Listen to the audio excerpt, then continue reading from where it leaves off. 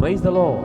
கலாத்தியர் 1ஆம் அதிகாரம் 1ஆம் வசனம் சொல்லுகிறது, மனுஷராலும் அல்ல மனுஷன் மூலமாயும் அல்ல, இயேசு கிறிஸ்துவினாலும் அவரை மரித்தோரிலிருந்து எழுப்பின பிதாவாகிய தேவனாலும் அப்போஸ்தலனாய் இருக்கிறேன். அருமையான தேவனுடைய ஊழியர்களே, இந்த உலகத்தில் தேவனுடைய ஊழியத்தின் அந்த ஸ்தானத்தில் நின்று ஊழியம் செய்வதற்கு இந்த உலகத்தின் மனிதர்களோ உலகத்தின் ஸ்தாபனங்களோ நம்மை நிலைநிறுத்தவில்லை. பிதாவாகிய தேவன் இயேசு கிறிஸ்துவானவர் நம்மை நம்முடைய இந்த ஊழிய ஸ்தானத்திலே அப்போஸ்தலனாய், தீர்க்கதரிசியாய், சுவிசேஷகனாய், மெய்ப்பர்களாய், போதகர்களாய் நம்மை அவரே அபிஷேகத்தில் நிறுத்தி இருக்கிறார்.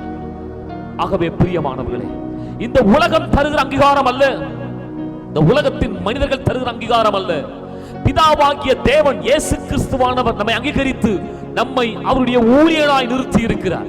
ஆகவே எவ்விடங்களிலும் அந்த அங்கீகாரத்தோடு கூட அந்த அதிகாரத்தோடு கூட தேவனுடைய ராஜ்யத்துக்கு நிற்போமாக. நம் மூலமாகத்தான் தேசத்திலே தேவனுடைய ராஜ்யம் கட்டப்பட போகிறது.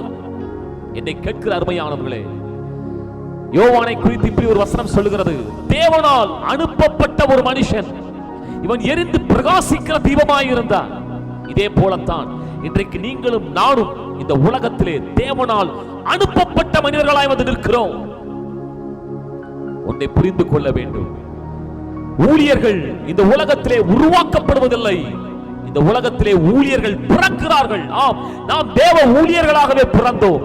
ஆகவே அருமையானவர்களே, நம்மை அதிகாரப்படுத்தி நம்மை அபிஷேகப்படுத்தி நம்மை நிறுத்தி இருக்கிற நம்முடைய தேவன், அப்போஸ்தலனாகிய பவுல் சொல்கிறது போல, இது புது உடன்படிக்கையின் ஆசீர்வாதம். இது மனுஷனால் அல்ல, மனுஷன் மூலமாயும் அல்ல, நம்முடைய தேவனே நம்மை நம்முடைய ஊழியத்தின் அந்த ஸ்தலத்திலே அந்த நிலையிலே அதிகாரப்படுத்தி அங்கீகாரப்படுத்தி இருக்கிறார்.